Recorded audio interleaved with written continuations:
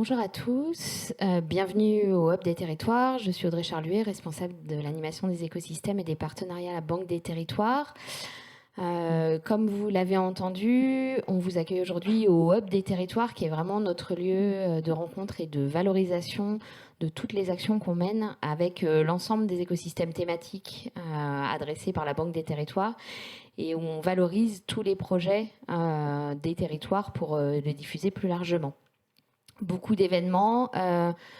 Il y a normalement quelque part dans le chat pour ceux qui sont à distance et dans la salle pour ceux qui sont ici des QR codes ou des liens pour s'inscrire à la newsletter du Hub des Territoires et pour avoir l'ensemble des événements, parce qu'aujourd'hui on va parler fabrication distribuée, mais on a beaucoup d'événements sur tous les sujets qu'on adresse et tous les sujets de développement local pour les collectivités. Aujourd'hui, c'est un peu particulier parce que c'est à date anniversaire pile le deuxième événement qu'on organise ici sur la fabrication distribuée. L'année dernière, on avait fait une démonstration de fabrication distribuée. On avait installé une micro-usine ici. Donc on n'a pas renouvelé l'exploit cette année, peut-être l'an prochain.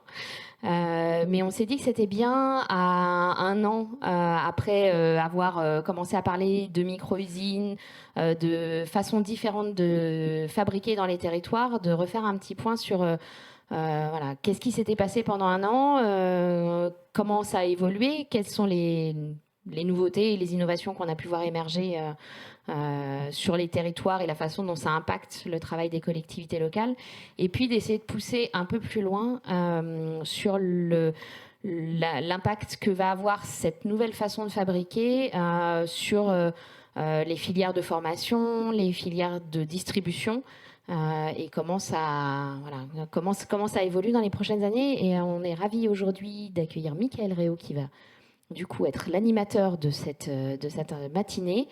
Et je te laisse du coup la parole et te présenter. Merci Audrey, bonjour tout le monde.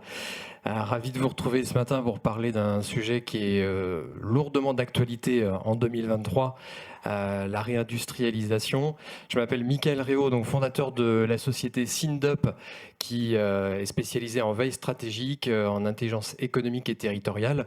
Donc ce sont évidemment des sujets d'intérêt pour nous et notre écosystème.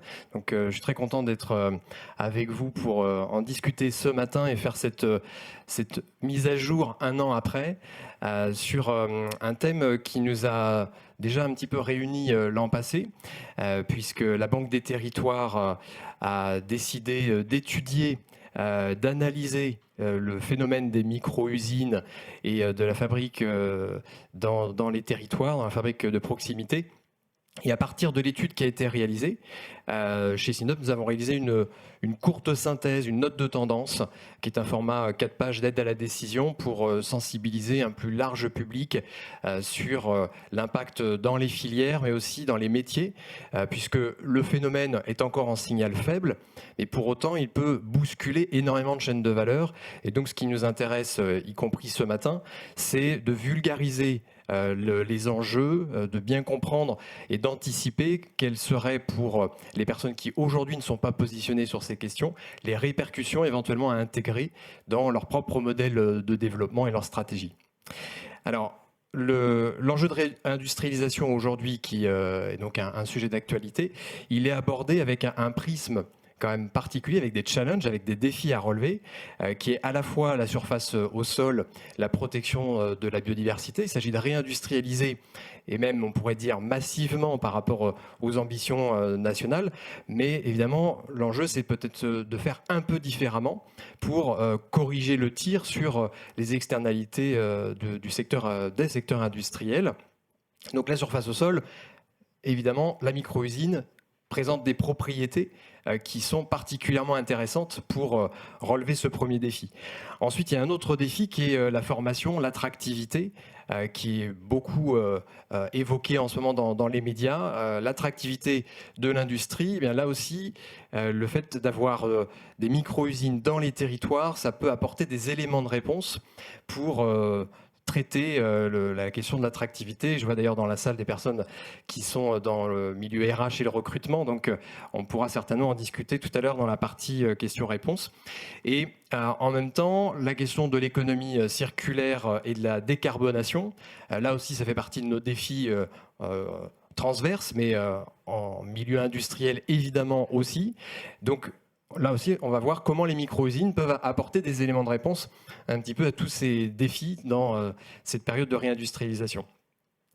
Banque des territoires, je disais tout à l'heure, vous aviez déjà initié donc, une première étude qui a été réalisée par Adélaïde, qui est juste à côté de moi, Adélaïde Albouikissi, qui est maître de conférences en informatique appliquée à l'université Clermont-Auvergne et qui a réalisé l'étude qui s'intitule « Les micro-usines de manufacture de proximité » en collaboration avec Pascal Desfarges qui interviendra juste après.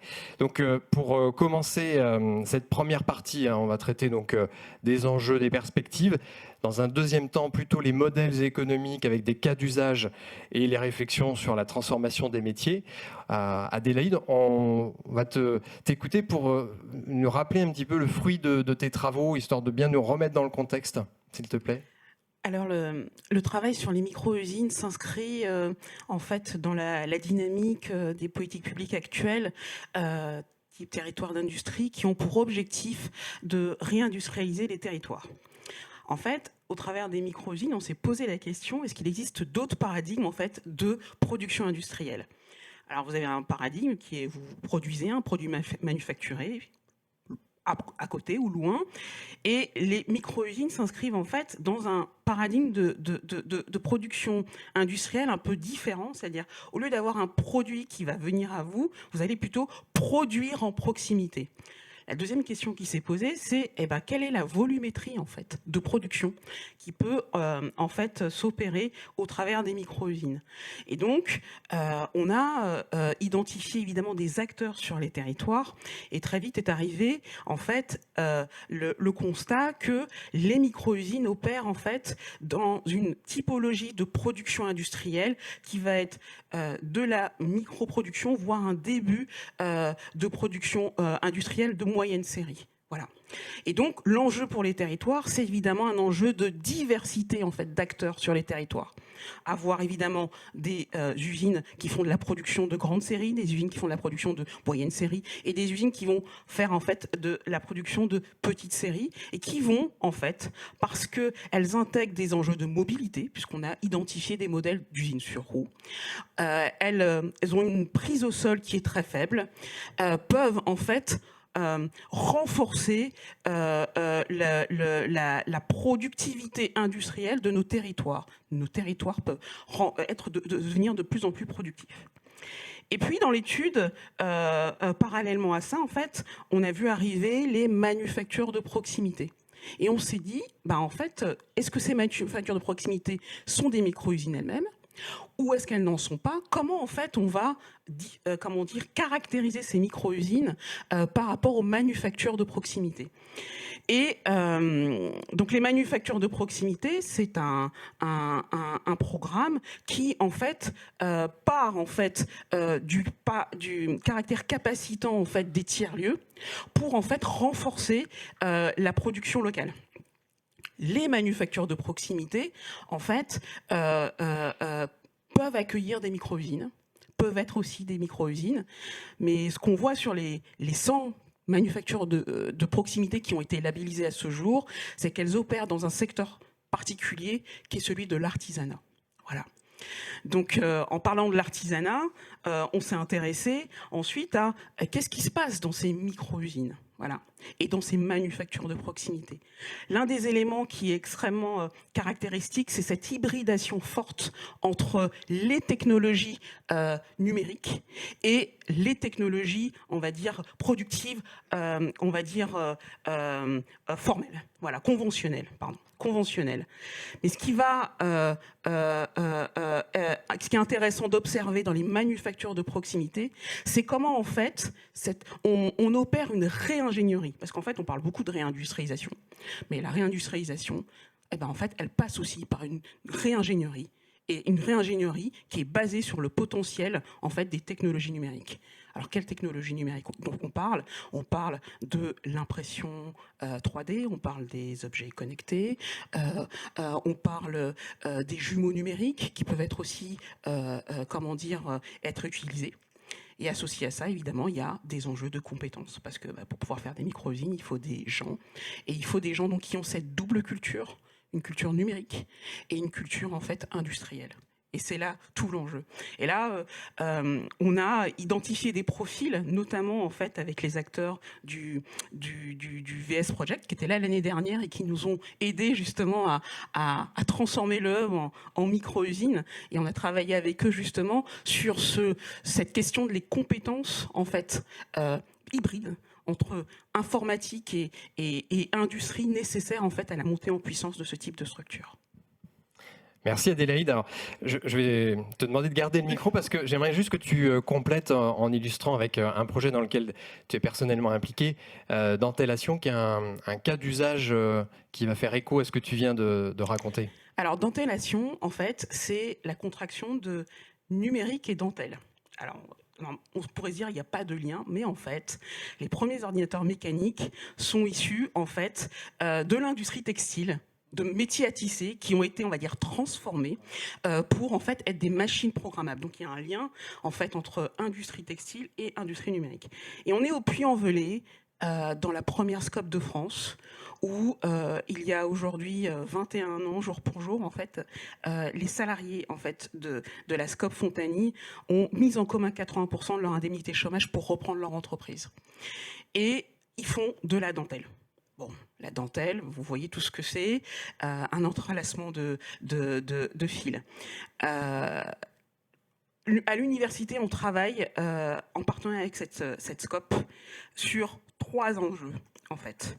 Comment, en fait, on fait basculer la dentelle dans l'industrie 4.0 ?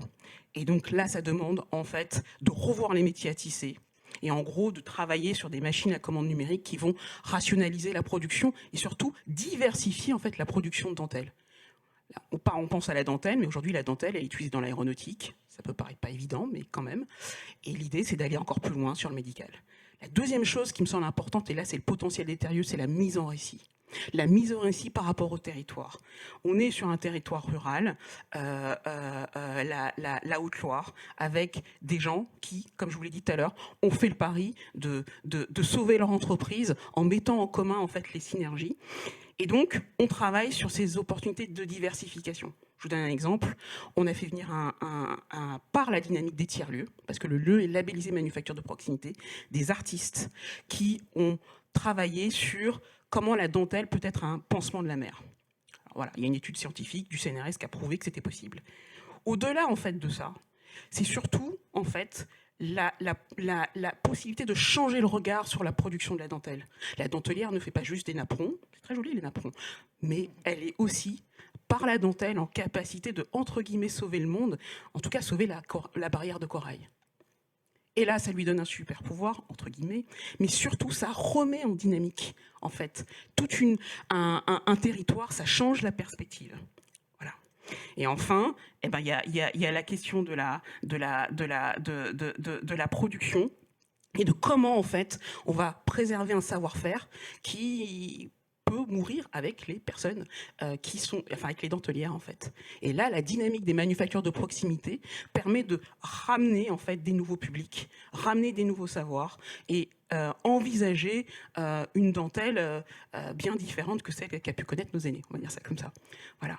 Et ça, c'est un exemple, à mon sens, intéressant de tout ce que peut apporter en fait une manufacture de proximité, de la mise en récit, de l'identification de connaissances, de la montée en compétences d'acteurs sur un territoire, de la production industrielle, de la diversité de production industrielle.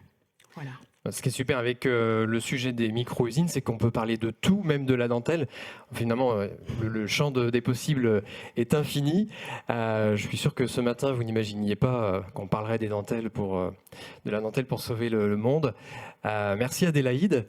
Les micro-usines, sachant qu'on parle d'unités relocalisées dans les territoires au plus près de la production et de la consommation, donc dans des logiques de circuit court.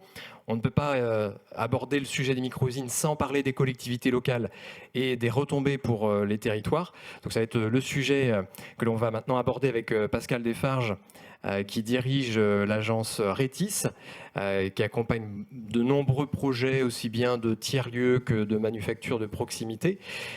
Quels sont les constats que tu fais, Pascal, sur ce phénomène, ce modèle de micro-usine vis-à-vis du rôle que peuvent jouer les collectivités? Est-ce qu'elles s'en saisissent déjà? Quel est ton regard en 2023 de la question? Alors déjà, dire que je travaille avec Adélaïde à travers une association qui s'appelle Département des Petits Mondes, voilà, là il y a micro-usine et là il y a territoire. Et donc on est complémentaires et on a imaginé des stratégies justement relatives à ce lien entre territoire et micro-production dans les territoires. Alors moi je vais peut-être prendre un peu plus de champ voilà, de vision globale avant de parler directement des collectivités et d'un projet d'ailleurs qu'on mène en ce moment. Peut-être en fait que les micro-usines, à mon sens, s'inscrivent dans une nouvelle façon de concevoir les territoires. Et aujourd'hui, il y a deux façons classiques, hein, le territoire centralisé descendant, voilà, hein, c'est la mairie voilà, ou ça peut être l'État. Le territoire décentralisé depuis les années 80, donc les intercommunalités, voilà, il y a les communes d'agglo, etc. Et émerge aujourd'hui un troisième type de territoire que moi j'appelle territoire distribué, qui correspond d'ailleurs à la fabrication distribuée. C'est le même concept, mais appliqué au territoire. Et cette notion de territoire distribué, bien sûr, les premiers acteurs de ce territoire distribué, ce sont les écosystèmes de tiers-lieux. Après, on ne va pas rentrer sur la définition des tiers-lieux, mais c'est évidemment ces structures pair à pair qui s'impliquent dans les territoires et qui, voilà, aujourd'hui, repensent les territoires au plus près, dans l'hyper-proximité, dans l'hyper-local. Donc il y a cette dimension-là. Donc pour moi, les micro-usines, ce sont des briques de cette notion nouvelle de territoire distribué, qui relève aussi de ce qu'on appelle le biorégionalisme. C'est-à-dire qu'on s'affranchit des structures juridico-administratives. C'est une vision du territoire où le rapport entre la nature et la culture, c'est entre les hommes et le vivant, est différente, où l'habitant n'est plus consommateur du territoire, mais usager. Et ça correspond d'ailleurs voilà, aux stratégies que développe Adélaïde. C'est-à-dire on est usager de son territoire plutôt que d'en être consommateur. C'est-à-dire on ne nous impose pas une consommation de produits, mais le produit est adapté, il y a une adaptabilité aux besoins du territoire, aux ressources naturelles du territoire. On verra par exemple que dans le Puy-de-Dôme, c'est l'argile, ou d'autres domaines. Là, c'est chez toi, à Puy-de-Velay, c'est la dentelle. Et donc, il n'y a pas de modèle industriel type. Il y a pas de... C'est une culture industrielle, à mon sens, c'est une culture, la micro-industrie. Une culture qui est liée aussi à la connaissance de son territoire. Et du coup, les acteurs il faut former les acteurs d'ailleurs à cette notion de culture industrielle nouvelle. J'appelle ça ce qu'on appelle des écosystèmes adaptatifs complexes. Je vous donne on est dans l'actualité, hein, un écosystème adaptatif complexe, c'est la guerre. On est la guerre en Ukraine. C'est-à-dire, c'est un système multi-acteurs complexe où on casse les barrières entre le culturel, le social et l'économique. On fait tomber les barrières. Toutes les compétences sont bonnes. Et quand Adélaïde dit je fais venir des artistes, c'est exactement ça. On fait tomber les barrières. Et il est adaptatif parce qu'on s'adapte, j'allais dire, à la contingence, à l'urgence. On est en plein changement climatique, hein. Donc ça relève de la sobriété, de l'éco-conception, enfin de la réparation, du réemploi. Et donc c'est un travail sur les ressources naturelles. Et là aussi, pareil, la dentelle et les corails. Mais ce qui veut dire que c'est une économie ultra localisée, hyper proximité. Chaque territoire est différent. Le Pays Basque n'est pas la Loire-Atlantique. Et donc à chaque fois, il n'y a pas de modèle de micro-usine. La micro-usine, elle est personnalisée en fonction de l'identité de son territoire. Alors, je t'en passerai le micro, Adélaïde, mais aujourd'hui, on travaille avec une médiathèque. Une médiathèque à Lezoux, dans le Puy-de-Dôme, qui est aujourd'hui une médiathèque de référence nationale, hein, parce qu'elle a été conçue depuis 2012, elle est ouverte en 2017, elle a été co-construite par les habitants eux-mêmes. donc sur une ville de 6000 habitants, on est dans une collectivité locale, hein, dans une interco, entre deux, faut que je la cite, hein, l'intercommunalité entre Dore et Allier. Voilà. Et dans cette interco, cette médiathèque a été co-construite par les habitants. Et bien aujourd'hui, c'est une médiathèque tiers-lieu de référence nationale dans le monde de la lecture publique, parce qu'il y a 300 contributeurs. Moi, c'est ce que j'appelle une bibliothèque contributive. Cette bibliothèque, tous les gens ils font des choses, produisent des choses. Il y en a qui font des cours de massage, il y en a qui ont construit une granothèque, voilà, il se passe plein de choses. Il y a des jardins partagés autour. Et donc, c'est un attracteur de compétences absolument incroyable.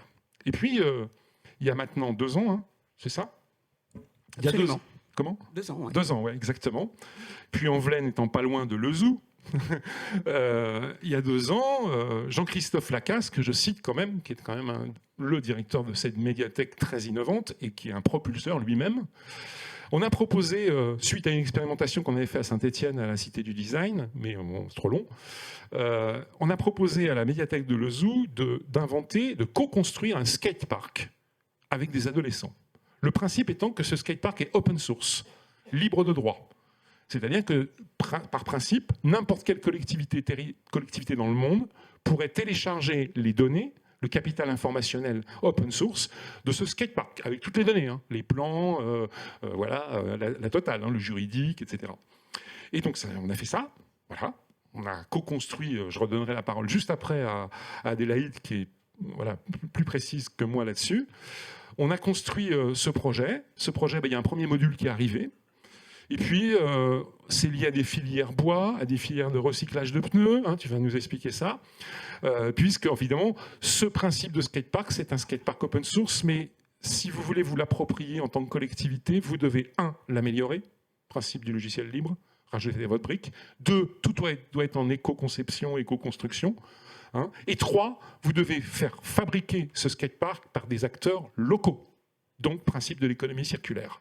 C'est ce qu'on appelle un commun matériel, ou comme dirait mon copain Hugo Bain, un commun opérant, hein, un commun matériel. Et notre but avec Adélaïde, notre alliance, en fait, notre complicité, c'est de construire un catalogue de communs matériels déployables dans les territoires. Alors peut-être préciser la suite, parce que la suite a un lien avec la notion de micro-usine.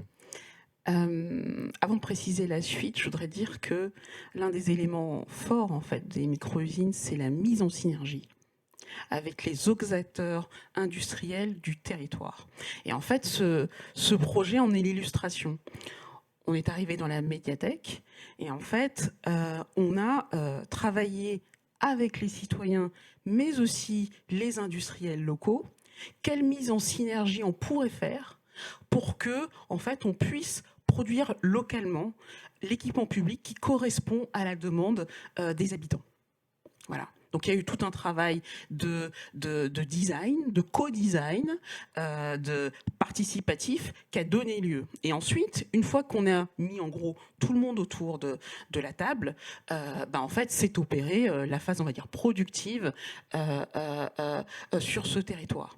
Et donc, quand on a mis tout le monde autour de la table, s'est posé la question de la ressource. Puisqu'on est sur les micro-usines opèrent sur un territoire, donc le territoire, on parle de ressources. Nous, les ressources, c'est évidemment des gens, c'est évidemment des entreprises, mais c'est aussi des matériaux. Et dans ce projet, le matériau qui était utilisé, c'était du bois, mais aussi des déchets. Et la question qui s'est posée, c'est comment en fait, les déchets, le gisement de déchets est réinjecté en fait pour produire autrement, en fait, à la fois cet équipement de skatepark, mais aussi tous les modules qui participent à la vie urbaine, poubelles, bancs, etc., etc., etc. Et donc, là, l'enjeu demain, c'est de se dire, en fait, une fois qu'on a stabilisé ça et que le module est prêt, à l'heure où je vous parle, il y a des gamins qui jouent sur ce module, est-ce qu'on peut aller plus loin ? Est-ce qu'on peut diversifier, trouver d'autres produits à faire avec toute cette équipe qui a été créée? Est-ce qu'il y a d'autres choses à opérer aussi avec d'autres territoires? Ce sont les questions du moment. Voilà. Peut-être rajouter quelque chose qui, moi, en tout cas, me passionne, cette notion qui est une illustration de la notion de territoire distribué, c'est comment un acteur culturel produit un objet économique à terme. Et ça, c'est justement l'idée de faire tomber les cloisons. Et comment le tiers-lieu, l'espace tiers-lieu cette fois-ci, la médiathèque en l'occurrence, attire justement un écosystème d'acteurs qui ne se seraient jamais rencontrés. Donc un chef d'entreprise avec un adolescent avec une dame qui joue aux cartes dans la bibliothèque. Donc il y a aussi cette idée d'interaction sociale qui est fondamentale.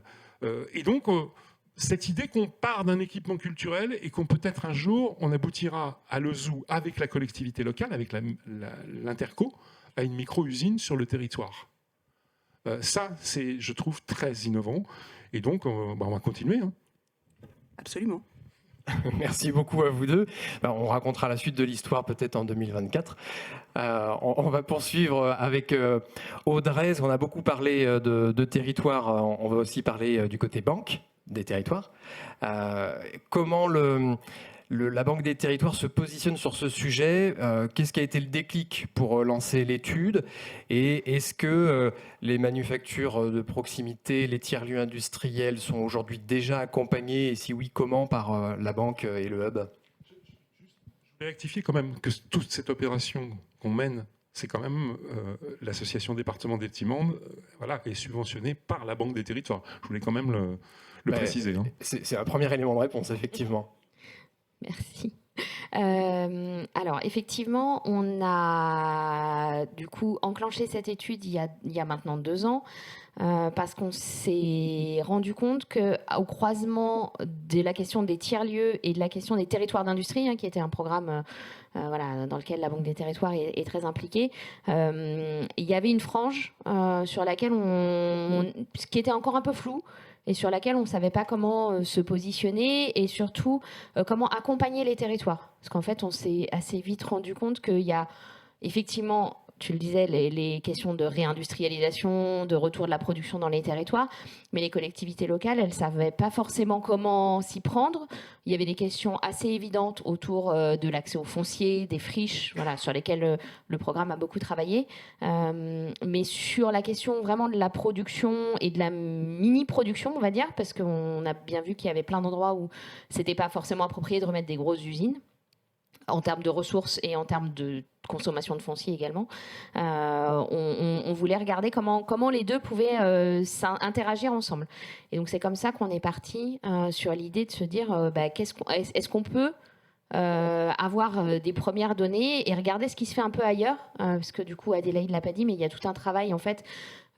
Comme beaucoup de sujets, la fabrication distribuée, les micro-usines sont des sujets sur lesquels on démarre, on va dire, en France, mais qui sont déjà des sujets dans d'autres pays du monde. Donc on a regardé un peu ce qui pouvait se faire ailleurs et comment est-ce que ça s'appliquait et quelle transformation ça pouvait opérer dans les territoires tels qu'on les connaissait, avec les évolutions et la transition écologique, tous les sujets qu'on aborde un peu au quotidien.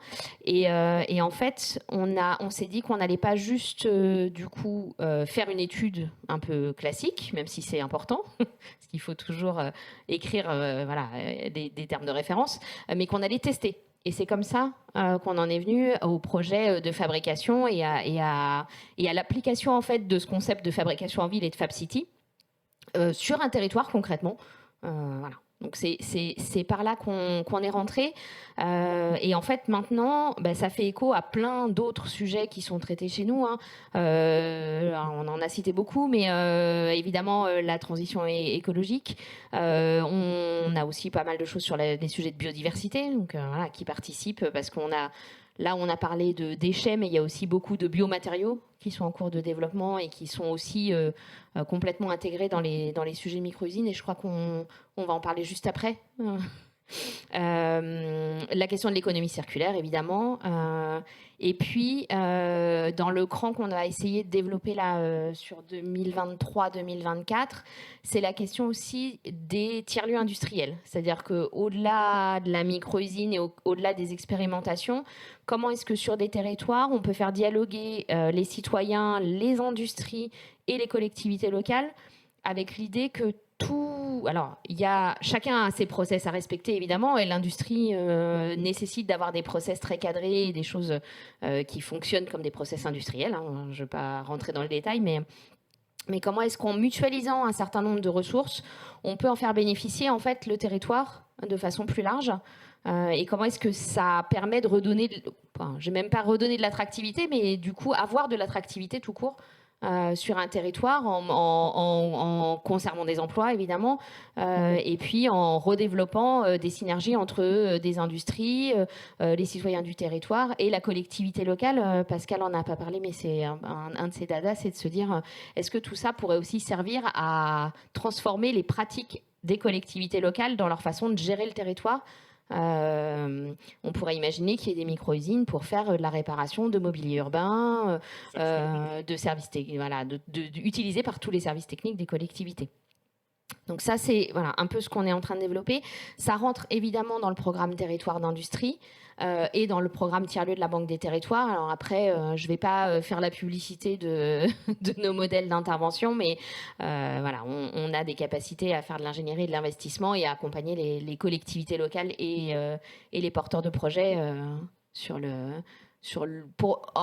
déjà pour expérimenter dans un certain nombre de territoires et puis ensuite pour diffuser sur l'ensemble des acteurs qui auront envie de mettre en place tout ça. Bien, merci à vous trois. Merci à nouveau Audrey de nous recevoir au web ce matin. On va passer sur la deuxième partie, sur quelques cas d'usage 3 autour des modèles économiques, de l'impact sur les filières et les métiers. Merci encore à vous trois et je vais appeler Christian Bruer et Emmanuel Giraud à me rejoindre. Et sachant que Gaël Levaux, qui est fondateur de Gazeltech, qui devait initialement être avec nous ce matin, est retenu par ailleurs. Donc on va commencer par le cas de Gazeltech, mais avec une courte vidéo qui dure 2-3 petites minutes.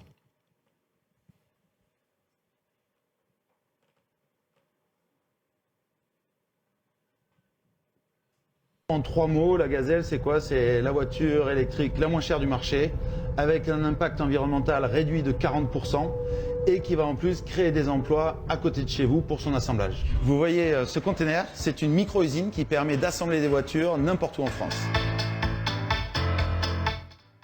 On est ici dans notre micro-usine d'assemblage pilote et vous voyez, on a besoin de très peu de choses finalement pour monter ces véhicules. Une caisse à outils, un peu d'air comprimé, un pont levant pour passer sous le véhicule. Ces micro-usines réceptionneront des kits, des pièces détachées qui permettent d'assembler le véhicule. Nous, notre rôle, c'est pas de vendre des véhicules, mais de vendre des micro-usines, des pièces détachées et de la formation pour apprendre à monter ces véhicules. Et donc, on déploie ces micro-usines auprès typiquement de concessionnaires qui vont assembler les véhicules en plus de les vendre et de les maintenir. Chaque micro-usine permet de produire jusqu'à 200 véhicules par an et emploie une dizaine de personnes pour réaliser ça, à la fois sur la partie opérationnelle et la partie vente. Et donc, on est ainsi capable de créer des emplois partout en France. La Gazelle Phoenix est un véhicule qui permet de répondre aux besoins de déplacement quotidien avec un minimum d'impact environnemental. Mais on a essayé de lui conserver quand même un minimum de confort. Donc c'est un véhicule qui roule à 110 km/h, qui peut prendre les voies rapides, qui a 5 vraies places, un très grand coffre et qui consomme très peu d'énergie. On est à 9 kWh au 100 km et qui va avoir 180 km d'autonomie pour 4 heures de recharge sur n'importe quelle prise domestique. Alors notre ambition, c'est de rendre compatibles nos besoins de déplacement quotidien avec les besoins de transition énergétique et écologique auxquels on doit faire face aujourd'hui. Et donc pour cela, on a axé tout le développement sur un véhicule beaucoup plus léger parce que les 3/4 de la consommation d'un véhicule, c'est son poids. On a un véhicule qui aujourd'hui fait 900 kg comparé aux véhicules équivalents qui font 1,5 tonne à peu près. Ce véhicule est beaucoup plus léger, déjà parce qu'on allège le châssis qui est la pièce maîtresse et donc on rentre, comme on dit, dans le cercle vertueux de l'allègement. C'est-à-dire que plus on allège le châssis, plus on allège le reste du véhicule également. Notre véhicule va être en vente à partir de 20 000 € TTC hors aide de l'État, donc ce qui fait qu'il va descendre à 13 000 à 14 000 € suivant les aides auxquelles vous aurez droit. Et donc on va être sur un véhicule qui est parfaitement accessible. Aujourd'hui, pour remplacer l'acier, donc on utilise des matériaux composites Donc ce sont des matériaux qui sont faits à base de fibres et de résine. Et demain, on aura une solution entièrement recyclable avec des fibres végétales, avec des résines qui seront réutilisables. On réduira encore l'impact environnemental de ce véhicule. Ce qu'on veut, c'est vraiment montrer qu'une autre industrie est possible, une industrie plus humaine et à échelle humaine. L'idée, c'est vraiment d'aller contre le modèle traditionnel de l'industrie tayloriste qui a segmenté les tâches et déshumanisé le travail. Là, nous, on veut que chaque opérateur soit capable de monter un véhicule de A à Z pour redonner du sens à notre travail quotidien. Voilà, alors ça nous permettait en même temps d'avoir l'image, parce qu'on parle de micro-usine, mais ça reste quand même très concret et terrain. Donc là, on visualise cette micro-usine. Ça permet de projeter un petit peu les bouleversements sur, par exemple, la filière de la distribution dans le secteur automobile. C'est évidemment plus du tout le même métier d'être un concessionnaire tel qu'on le connaît aujourd'hui que celui de construire, en tout cas d'assembler le véhicule et d'être en capacité également de faire la maintenance et la réparation. On va poursuivre avec le cas de Mobion, qui est aussi dans les transports, mais cette fois-ci avec un autre type de véhicule. Bonjour Christian. Donc, Rebonjour. Rebonjour. Christian, on va parler avec toi de l'entreprise Mobion tout de suite, et puis juste après avec Emmanuel Giraud, qui est le dirigeant de la société Dockera, on parlera de la logistique, qui est une autre facette d'un autre métier qui va être impacté également par les chaînes de distribution, de fabrication distribuée. Donc Christian, chez Mobion, peut-être en introduction, si en 2 minutes tu pouvais nous expliquer quel est le cœur d'activité et surtout la spécificité sur la chaîne de montage. Ouais. Alors, Mobion est un constructeur français de scooters électriques, donc des véhicules de proximité. La particularité de Mobion, c'est qu'on a réindustrialisé la quasi-totalité de la technologie en France. Donc l'électronique est française, la batterie est française, et une partie des pièces de structure sont françaises, parce qu'on a racheté en 2022 un industriel qui a été liquidé, c'était une friche industrielle qu'on a rachetée, qui faisait de la tôlerie fine et avec lequel on avait fait un partenariat pour fabriquer nos boîtes de batterie et une partie de la structure du véhicule. Donc aujourd'hui, on est les seuls constructeurs à avoir la certification Origine France Garantie par l'AFNOR. On a rapatrié 73,3% de l'industrialisation en France. Alors tout le monde se dit, mais en faisant ça, ça fait un véhicule très cher. En tout cas, c'est ce que tout le monde pense au départ. Et non, la signature de Mobion, c'est parce qu'on fabrique en France qu'on est moins cher. Et la raison, c'est que en fait, le véhicule est intégralement circulaire et il n'est pas vendu dans un processus industriel linéaire, c'est-à-dire on n'est pas fabriqué un véhicule qu'on vend, en fait on vend des kilomètres, on vend à l'usage. Donc c'est de l'économie de la fonctionnalité et de la coopération. Et donc ça nous permet de pouvoir récupérer les véhicules qui ont été conçus pour être démontables, afin de pouvoir récupérer les composants et les sous-ensembles qui sont réemployables, parce qu'ils sont toujours conformes. Parce que dans n'importe quel produit, dans votre téléphone, dans un vélo, dans n'importe quel produit, cohabitent des composants qui par nature n'ont pas la même durée de vie. Et évidemment, un joint dure moins longtemps que le carter qui permet d'isoler de l'humidité. Et donc, jeter le joint et le carter quand le joint ne fonctionne plus, ce qu'on fait tous, c'est une aberration écologique et c'est aussi une aberration économique. Et grâce à ce travail d'éco-conception qui a pris 6 ans, puisque Mobion a commencé en 2016 au Grand Voisin, dans le tiers-lieu que beaucoup d'entre nous connaissent. Et aujourd'hui, il est installé à Guise dans l'Aisne, dans une usine qui est juste à côté du fameux ministère de Guise, où un bon nombre d'entre vous sont déjà venus. Et donc, la particularité de ce modèle, c'est que du fait qu'on conserve la propriété du véhicule, soit directement parce que la société fait la location elle-même, soit parce qu'elle passe par un système de financement. Aujourd'hui, on travaille avec le Crédit Agricole Sofinco Moto pour le financement des véhicules. Du coup, on peut les ramener à l'usine, donc on a une logistique inverse. Et donc c'est dans le cadre de cette logistique inverse qu'on s'est dit, il y a peut-être moyen de faire intelligent, vu que c'est facile à démonter, que c'est de l'open source, puisque chez nous, on ne dépose pas de brevet, on est vraiment dans cette logique de créer des communs. Et donc, on a réfléchi à la notion de logistique inverse et est-ce qu'on pouvait trouver sur les territoires des solutions pour faire en sorte que cette logistique inverse soit moins coûteuse. Donc, moins coûteuse, ça voulait dire permettre de ramener les véhicules dans moins de place. Donc, en l'occurrence, nous, on utilise des caisses palettes. Ce sont des caisses en PEHD qui ont été faits à partir de downcycling de polymères. Et on peut les gerber les unes sur les autres. Et évidemment, comme c'est démonté, on peut mettre plus de composants dans une caisse.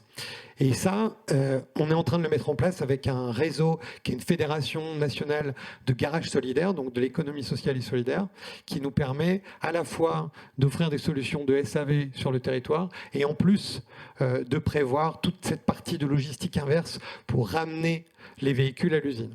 Et puis on s'est dit, mais il y a peut-être moyen de faire une partie de la fabrication du véhicule à destination, parce que si on a fait des économies sur la logistique inverse, donc le retour, peut-être qu'on peut faire des économies sur la logistique tout court. Et effectivement, à partir du moment où c'est démontable, c'est facile de transporter aussi dans des caisses palettes pour y aller, et pourquoi pas faire monter ailleurs. Et on avait rencontré à Faire Autrement, au festival Faire Autrement l'année dernière, les gens de l'AFPA, avec lesquels on avait déjà des contacts, mais c'était des contacts locaux, il n'y avait pas les responsables. Et là, à Faire Autrement, il y avait tous les responsables qui étaient là. Et du coup, on a décidé de monter un projet complet autour de formation d'agents de fabrication industrielle et donner à ces agents de fabrication industrielle la réalisation de nos scooters sur un territoire. Et donc, en l'occurrence, là, on commence avec le centre de Calais et de Dunkerque, où j'ai été cette semaine, d'ailleurs j'y étais lundi, pour voir avec les différents formateurs comment on va mettre en place cette opération. Mais en gros, ça veut dire quoi? Ça veut dire que les sous-ensembles, les pièces qu'on ne peut pas fabriquer, j'ai pris quelques notes pour vous donner des idées, mais il y a des choses qu'on peut facilement distribuer, puis il y a des choses, ça va être très compliqué de les distribuer. Les process, c'est quand on traite des métaux ou n'importe quel composant, la peinture ou des choses comme ça, là c'est difficile de le faire dans un tiers-lieu. On a besoin d'équipements qui sont souvent soumis à des arrêtés préfectoraux. Enfin, on est dans des dimensions qui sont très compliquées. C'est pareil pour la mise en forme de la matière. Nous, on emboutit de la tôle. Ça, c'est des presses de plusieurs dizaines, voire centaines de tonnes. On a des presses de 200 tonnes, 300 tonnes. Enfin, ça, difficile d'imaginer qu'il y en aura dans des tiers-lieux. Mais en revanche, toute la partie assemblage de ces sous-ensembles, si la démarche de fabrication a été correctement décrite et renseignée, c'est tout à fait envisageable. Donc voilà, j'ai noté un certain nombre de choses tout à l'heure quand Pascal intervenait. Il y a plusieurs mots-clés qui sont venus à mon esprit. Il y a la notion de friche industrielle, je pense qui est un vrai sujet sur nos territoires et pour lequel, à mon avis, on peut faire des choses. En tout cas, nous, on a déjà commencé à faire quelque chose. Il y a la notion, évidemment, de tiers-lieu qui a été évoquée. Il y a la notion chantier d'insertion. Nous, aujourd'hui, on est en train de se faire aider par des chantiers d'insertion qui étaient déjà là, qui recyclaient des jouets et qui, dans leur process de recyclage de jouets, recyclaient des vélos. Et donc, du coup, ils démontaient, réparaient des vélos. Ils se sont dit, finalement, le scooter, c'est pas si loin. Est-ce qu'on peut pas trouver des solutions pour travailler avec vous? Et là, on est en train de monter avec les gens de cet écosystème une entreprise d'insertion qui s'appelle la Fabrique collaborative de métallurgie pérenne, qui va faire le démontage de nos scooters en fin de vie pour pouvoir faire la partie remanufacturation des pièces. Enfin voilà, il y a certains sujets là. Qu'est-ce que je voulais dire? Donc évidemment, dans l'industrie circulaire, je pense qu'il y a beaucoup de pistes pour cette industrie distribuée, puisque à partir du moment où c'est bien documenté, finalement, ça évite beaucoup de logistique et de logistique inverse de refaire sur le territoire. On a vu avec Gazeltech utiliser des garages pour fabriquer des véhicules, parce qu'ils ont été conçus pour ça. Je pense que très clairement, c'est une vraie piste très intelligente sur laquelle on est en train de travailler. Et puis la formation. nous avons commencé un projet de formation en situation de travail parce qu'on s'est rendu compte que finalement, il n'y a pas mieux que faire pour apprendre. On l'a expérimenté sur le territoire avec une école de production qui s'appelle Étincelle, qui est juste à côté de Guise, à Vervins, et avec lequel on a déjà commencé à déléguer un certain nombre de fabrications de composants. Et donc, on s'est rendu compte que cette formation en situation de travail était merveilleuse pour toute une partie de la population d'élèves qui n'est pas faite pour aller à l'école et qui est très heureuse dans un atelier à côté de quelqu'un qui lui montre avec ses mains. Et donc, on trouve que c'est une piste très intéressante. Du coup, on est en train de travailler sur cette partie-là. Voilà. Qu'est-ce qu'il y avait d'autre comme idée qu'on pouvait aborder ? Je crois que j'ai dit l'essentiel de... Oui, de toute façon, tu pourras compléter si tu as d'autres idées qui reviennent. Tu parlais du festival Faire Autrement. On peut en profiter pour partager les dates. 30 mai au 2 juin 2024, donc à Guise. Juste à côté des locaux de Mobion se trouve le Famistère de Guise. Et d'ailleurs, Mobion met à disposition des mètres carrés pour une partie du festival. Ce sera l'occasion de rencontrer des acteurs issus de tous les territoires pour, comme son nom l'indique, faire autrement. Donc parler des différentes formes de transition, que ce soit sous l'angle économique, culturel ou sociétal. Tu pensais à autre chose, Christian ? Non, effectivement, Bruno Hérault sera très content que tu aies fait cette annonce. On salue. Juste pour terminer sur ce que tu viens de présenter, on voyait en image Gazeltech, qui dès le départ s'est conçu en micro-usine. Donc on voit que ce sont des containers. On est presque dans la tiny house version industrie. Comment tu imagines la montée en puissance d'une décentralisation chez Mobion demain ? Alors, on a fait une usine modulaire chez Mobion.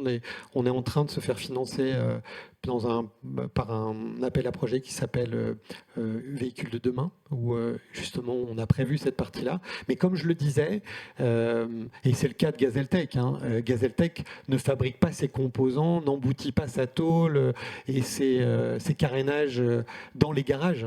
Il les envoie par une logistique qui est efficace parce que le véhicule est démonté, donc on transporte moins d'air. Mais il restera quand même ce sujet d'industrialiser les composants et les sous-ensembles.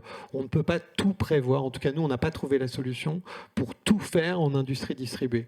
L'industrie distribuée va être à mon avis très utile sur la part assemblage, sur la part industrie circulaire, c'est-à-dire ce qu'on appelle la remanufacturation des composants ou des sous-ensembles qui ont été prévus pour être démontés et qu'on va pouvoir remanufacturer sur place sans avoir besoin de faire de logistique inverse. Et pas tous, parce qu'on a vu que certains, on a besoin de refaire des process de peinture, par exemple, et là, ça ne fonctionne pas. Il va falloir quand même ramener ces composants à l'usine pour qu'ils puissent être processés. Et puis, avec l'AFPA, on est face à une problématique tout simplement de légal, de conformité, parce que le véhicule normalement doit sortir de l'usine qui a son WMI. Alors là je rentre dans la technique, mais en gros pour pouvoir obtenir son certificat de conformité, il faut qu'un employé de Mobion à la qualité ait fait le travail de vérification de la qualité pour pouvoir enregistrer dans une base de données le moment où ce contrôle qualité est effectué. Et donc ça, le faire de manière distribuée, ça peut être une problématique. On est vraiment dans des vides juridiques, on the edge, comme dirait l'autre, où il y a encore des sujets juridiques qui vont poser problème.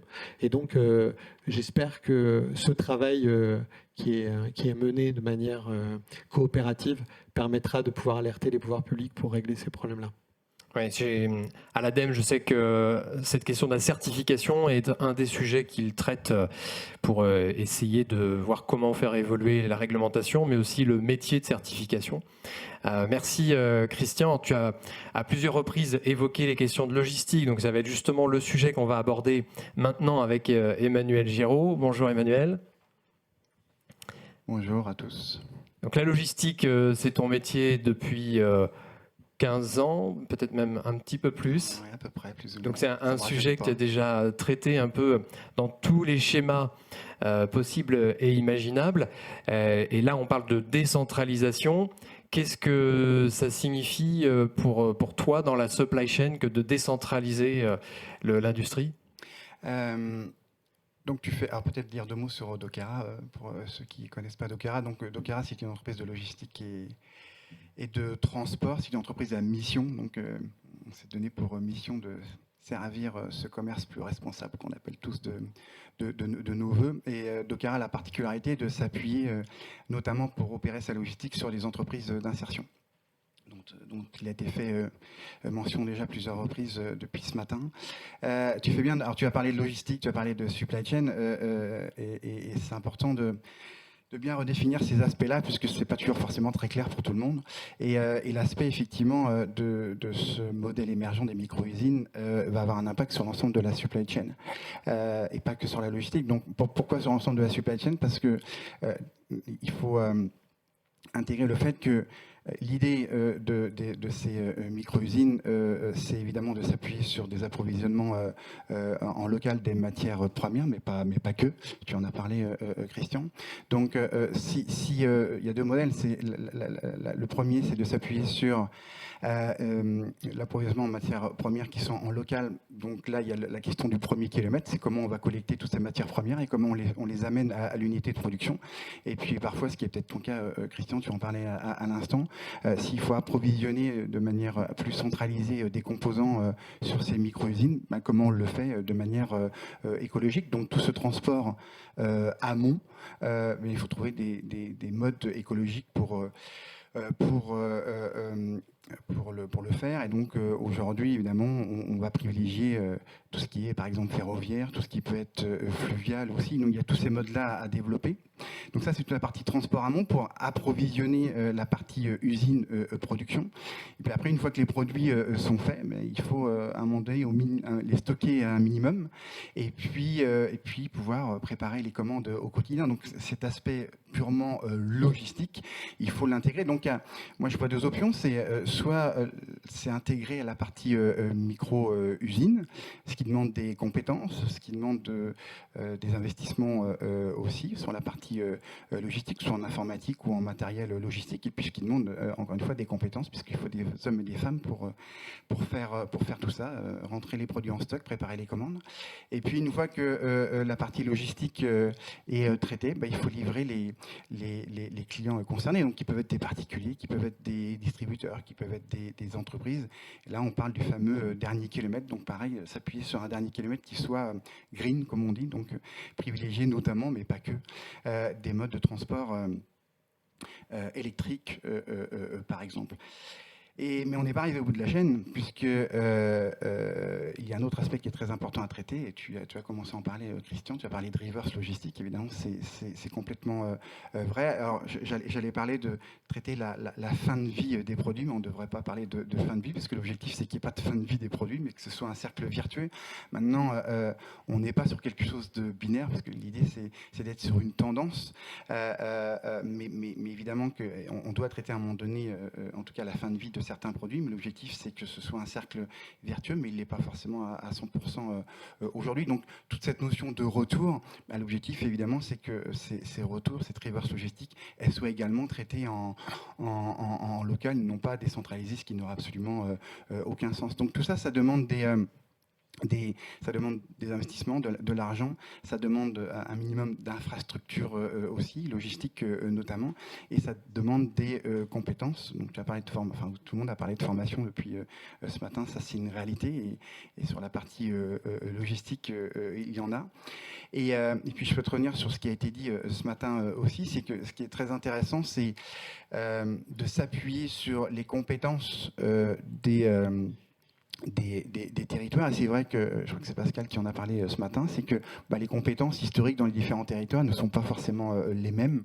Moi, si je prends l'Anjou, par exemple, du côté de la région angevine d'où je suis basé, d'où je viens, historiquement, on a des grosses compétences dans le textile, par exemple. Et finalement, toutes ces compétences, dues à la décentralisation, au cours des dizaines de dernières années, finalement, se sont un peu endormies ou ont disparu. Et ce qui est intéressant aujourd'hui, c'est que ce côté réindustrialisation, ce côté made in France à nouveau, permet finalement de réveiller certaines compétences et donc des personnes aujourd'hui qui avaient perdu ces compétences-là ou ne les utilisaient pas, à nouveau sont capables de les utiliser, par exemple dans la réutilisation de produits textiles ou dans la relocalisation de produits textiles. Donc ça, c'est extrêmement intéressant. L'autre élément dont on peut parler, c'est les synergies qui peuvent exister entre les micro-usines et la partie logistique qu'on trouve notamment dans les entreprises d'insertion dont je parlais tout à l'heure. Voilà en quelques mots ce qu'on peut dire sur les enjeux au sens large de la supply chain que l'on va trouver dans ce modèle de micro-usine. Merci Emmanuel. Tu voulais réagir, Christian ? Oui, je voulais réagir aux déchets. Le meilleur déchet, c'est celui qu'on ne crée pas, on ne produit pas. Et souvent, on parle de déchets, on parle de la matière première. Et la matière première, en fait, c'est une partie du déchet. Il n'y a pas que ça. Il y a toute l'énergie qu'on dit grise, de la mise en forme de la matière, du process qu'on met sur la matière. Et celle-là, on ne la recycle pas aujourd'hui. Et on ne la recyclera jamais parce qu'elle est passée. Et donc, le meilleur moyen de pouvoir recycler cette énergie grise et ce process, c'est de penser remanufacturation, c'est-à-dire de penser non pas de réutiliser les matériaux, mais de réutiliser les composants. Je le redis, pratiquement tous les composants. Chez Mobion, on a fait une nomenclature à pérennité programmée. Donc ça veut dire quoi, pérennité programmée? C'est juste on a rajouté une colonne dans laquelle on a mis la durée de vie des composants. Et on s'est rendu compte que sur notre scooter, on a à peu près 370 composants. Nos concurrents en ont 200, parce qu'il y en a plein qui ne sont pas démontables. Nous, ils sont démontables, donc on en a plus, et donc on en comptabilise plus. Et sur ces 370 composants, on s'est rendu compte que les durées de vie, elles allaient de 4 ans à 100 ans. Alors on ne nous a pas autorisé, pour des raisons comptables, qu'on abordait ce matin d'ailleurs, à amortir des composants sur 100 ans, c'est pas possible. Ça aurait même pu être plus que 100 ans, parce que l'inox, par exemple, il y a certains composants qui ont des durées de vie quasi éternelles, hein, des aimants permanents, enfin voilà. Et on ne peut pas, donc on est limité, encore une fois, c'est un sujet administratif, ou je ne sais pas comment on peut l'appeler, constitutionnel qu'il faudra gérer. Aujourd'hui, on ne peut pas amortir sur plus de 20 ans. Donc ça veut dire que comptablement, on ne peut pas dire ça, on va l'amortir sur une durée supérieure à 20 ans. Si c'est un composant que c'est mobilier, c'est pas immobilier, on peut pas l'amortir au-delà de 20 ans, ce qui n'a absolument aucun sens. Hein. Ça veut dire qu'à la fin de l'amortissement, le composant qui est toujours valable, dans tes comptes, il vaut 0. Et donc, du coup, il te crée un impôt supplémentaire qui n'est pas nécessaire. Et potentiellement, il est plus conforme. Ça, il faut qu'on y travaille encore. C'est encore un des sujets qu'on doit travailler. Mais donc, juste pour insister sur ce point-là, on a du coup fait 5 catégories de composants différents et on a prévu la notion de démontabilité qui d'ailleurs améliore la réparabilité. Hein, donc, c'est bon pour tout le sujet écologique. Et du coup, c'est excellent en termes économiques. Donc, là où habituellement l'écologie est vue comme une punition ou une sanction ou une obligation, en fait, on a démontré qu'on peut en faire un avantage concurrentiel. Chez Mobion, nos scooters vendus à l'usage sont moins chers que les scooters chinois qui sont prévus pour la décharge. Et donc, je me dis qu'en ayant un tout petit peu plus de détermination sur ces sujets-là, on peut réussir à réindustrialiser la France, à être souverain sur les composants, parce que du coup, quand vous le gardez sur 20 ans, pas besoin d'en racheter.